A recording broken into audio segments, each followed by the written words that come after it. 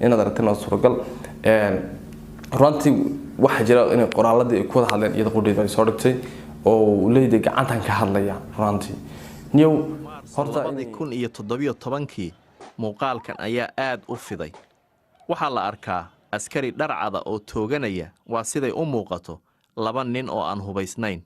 ninka wax tooganaya waa laba alifle Axmed Rashiid oo wali shaqadiisii wata asagoo ah madaxa cutub booliis khaasa oo isa saaray waajib inay ka dhameeyaan wadooyinka burcadda iyo dambiilayaasha waa inaynu ku soo qabanno geeri iyo nolol midun taasi male tanaasub dad badan oo deegaanka ah way jecel yihiin ninkan laakiin ninkan si daacad ah yuu soo baxay isli waanu u duceynaynaa masaajidyaha looga duceeyay waanu u duceynaa khayr badanna Allah siiya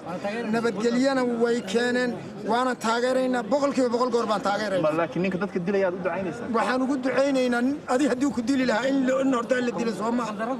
qaarna way eedaynayaan ma qaadan karno nidaamka xabadda iyo qoryaha dambiile ma tiid ilaa inta sharcigu kugu cadaynayo waynu joojinay nidaamka waxaan hadda adeegsanaa mid ka gaaban shakhsi ahaan arrintaasi waa murugo sababtoo ah waxay ka tarjumaysaa burbur dhammaystiran oo ku yimid sharciga iyo kala dambeynta halkani waa madaare oo hoy u ah qiyaastii dad rubuc milyan ah waxayna ka mid tahay isku raranta ugu waaweyn ee Nairobi waa halkan sida booliisku ay sheegeen goobta ay burcaddu ku dhuumato Axmed Rashiid wuxuu rabaa inuu dabar jaro wuxuu ka jawaabay telefon uga yimid nin la boobay